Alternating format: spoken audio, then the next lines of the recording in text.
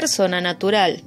Para Sócrates, es todo ser humano o individuo que hace y obtiene la capacidad legal en la sociedad sin importar edad, sexo o religión. Adicionalmente, la persona natural o física, como la llaman en la mayoría de los países latinos, es un concepto estrictamente jurídico, cuyo origen proviene de los primeros juristas romanos. En el presente, cada país tiene su propio ordenamiento jurídico que le da su propia definición de persona, aunque en todos los casos es muy similar.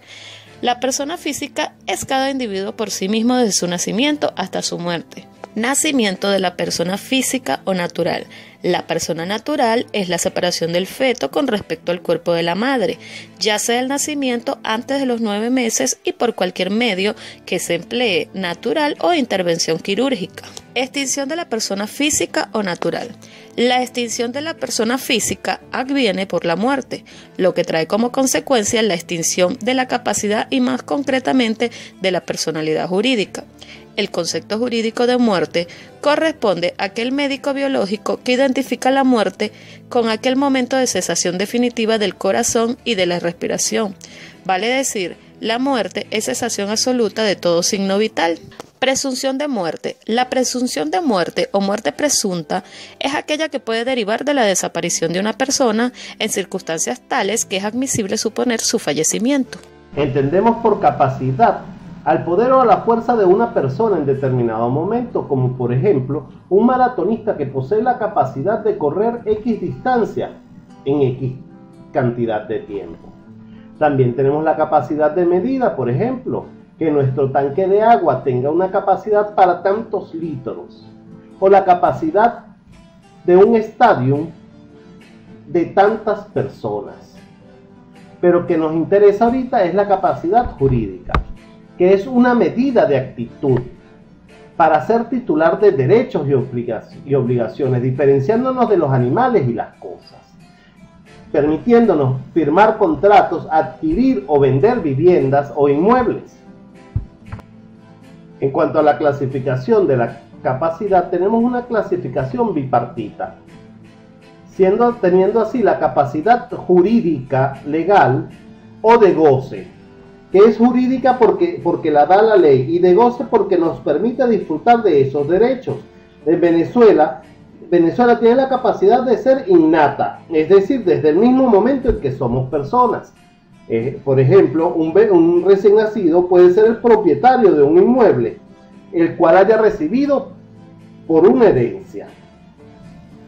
Tenemos también la capacidad de ejercicio de obrar, que es de ejercicio porque nos permite ejercer el derecho que tenemos y nos permite realizar actos jurídicos que tengan efectos válidos sobre nuestra propia persona y nuestro propio patrimonio. Es decir, nos permite actuar y participar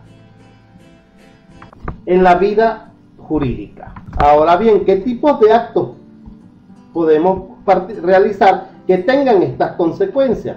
Tenemos el ejercicio negocial, que es la capacidad de negociar o negocios jurídicos, ya que los consideramos actos jurídicos lícitos. También podemos hablar de la capacidad procesal, que es la posibilidad que tiene una persona de actuar como demandado o como demandante en un juicio, en un momento determinado. En este caso se requiere la asistencia de un abogado. Y por último, tenemos la capacidad delictual o de imputación, la cual es la posibilidad de resultar obligado en un proceso por hechos ilícitos que pueda realizar una persona. En cuanto a las limitaciones o incapacidades de obrar, tenemos el ser menor de edad. Un menor de edad puede ser titular de los derechos y obligaciones.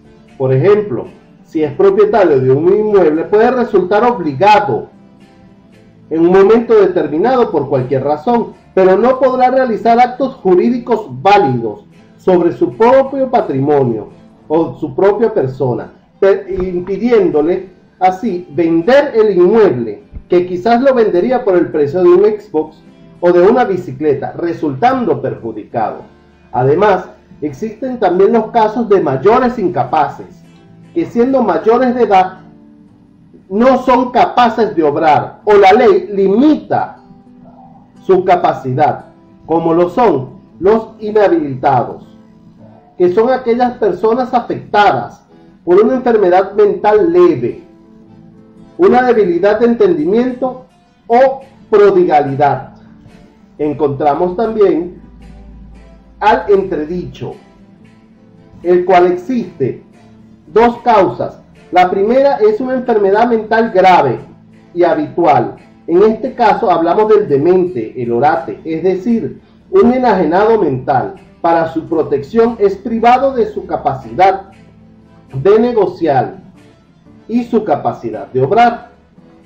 Y en segunda causa es que es la persona que está cumpliendo una pena privativa de libertad de tipo presidio, el cual es privado de su capacidad de obrar durante el tiempo de la condena. Persona natural. ¿Quién es una persona natural? Es todo ser humano o individuo que hace o obtiene la capacidad legal en la sociedad, sin importar edad, sexo o religión. Por ejemplo, Sócrates. También se le llama una persona humana que ejerce derechos y cumple obligaciones a título personal. ¿Cuáles son sus ventajas? Se puede constituir en empresas unipersonales, es sencilla y rápida, no presenta mayores trámites. Las propiedades, el control y la administración recaen en una sola persona. Sus desventajas son que tiene la responsabilidad ilimitada, presenta menos posibilidad de acceder a créditos financieros como los bancos. Persona jurídica. Es una empresa que ejerce derechos y cumple obligaciones a nombre de esta. En este caso, es la empresa y no el dueño el que asume obligaciones. Si la empresa quiebra, es obligada a pagar. Solo pagará con los bienes que estén a su nombre. La persona jurídica funciona con razón social, tiene responsabilidad limitada y para constituirla presenta mayor cantidad de trámites y documentación. Clasificación de persona jurídica. Las personas se clasifican en naturales y jurídicas. La persona jurídica cumple con todos los recaudos de ley. Dentro de ella tenemos el derecho privado y el derecho público.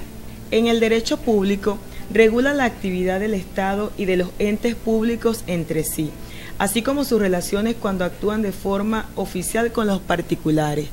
Entre estos tenemos el Estado, los entes territoriales y entidades descentralizadas. En el derecho privado regula las relaciones entre particulares o de estos y del Estado y los organismos públicos cuando actúan de forma privada. Entre ellas tenemos las asociaciones o corporaciones y las sociedades. Persona natural. Es aquella que ejerce derechos y cumple obligaciones a título personal, por lo tanto es sujeto de derecho.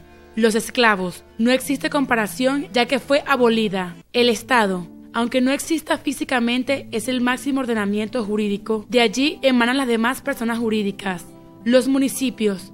Son emanados por el Estado, son sujetos de derecho público y privado, son autónomos y poseen bienes y patrimonios propios, deben servir al colectivo. Las fundaciones, grupos de personas que se reúnen para un fin común, pero sin obtener un lucro. Parte de su patrimonio lo obtienen por donaciones. Corporaciones, son asociaciones de personas con un fin común.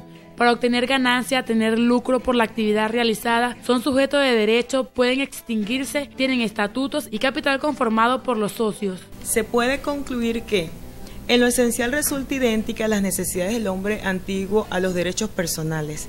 El derecho romano clasificó, al igual que la doctrina moderna, que la persona jurídica se determinaba en derecho público y derecho privado. Estando dentro del derecho público el Estado, las instituciones públicas, la Iglesia, universidades y dentro del derecho privado las asociaciones, corporaciones y sociedades.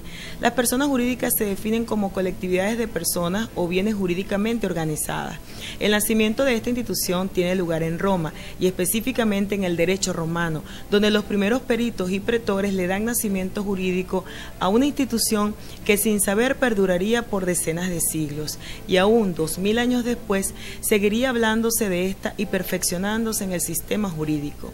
En nuestro derecho civil tenemos todas las regulaciones en base al principio de las buenas costumbres, determinando hasta dónde abarca la capacidad jurídica, legal o de goce de una persona en pleno uso de sus derechos y cómo lo obliga, así como su presunción de muerte cuando es persona natural y su desaparición cuando es persona jurídica por quiebra, entre otros.